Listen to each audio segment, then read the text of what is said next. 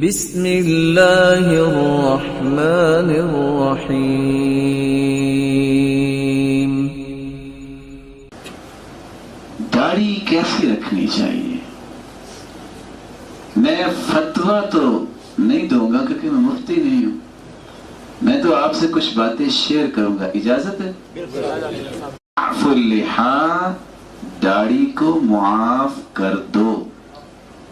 معافی کا مطلب کیا ہوتا ہے؟ نہیں، آپ کی اگر کسی سے لڑائی ہوگی ہے تو آپ معاف کریں گے تو کیا کہیں گے؟ forgiveness is better than revenge، کیا کہیں گے آپ؟ چھوڑنا انتقام لینے سے بہتر ہے کہ دو لگا کے چھوڑیں گے؟ بولیں، سچ بات نا بول لیتے ہیں، غصہ نہیں کرتے، بغیر مار کے چھوڑتے ہیں کہ بدلہ لے کے؟ ارخوا اللحا، داڑھی کو لٹکاؤ، وفر اللحا، داڑھی کے بالوں کو وافر کرو۔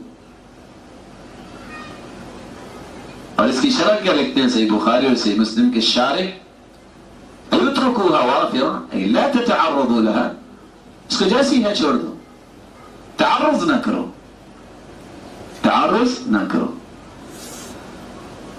اور لفظ کیا آئے ہیں؟ خالف المجوس، خالف النصارى، خالف الیہود، خالف المشرکین۔ یہ تینوں روایتوں کو میں نے جمع کیا، صحیح بخاری کی روایت ہے اور دیگر روایت۔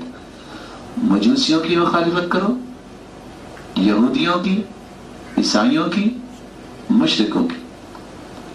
کیسے مخالفت ہوگی؟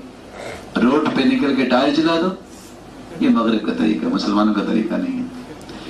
ٹریفک بلاک کر دو، سٹرک ہو جائے، نہیں، یہ مسلمان کا طریقہ نہیں۔ مسلمان تو آسانیاں کرتا ہے، مشکلات نہیں پیدا کرتا۔ فاعفوا اللحا فإنهم لا يعفون اللحا، تم داڑھیوں کو معاف کر دو کیونکہ یہ چاروں لوگ جو ہیں وہ داڑھیوں کو معاف نہیں کرتے۔ یا ایھا الانسان ما غرک بربک الکریم۔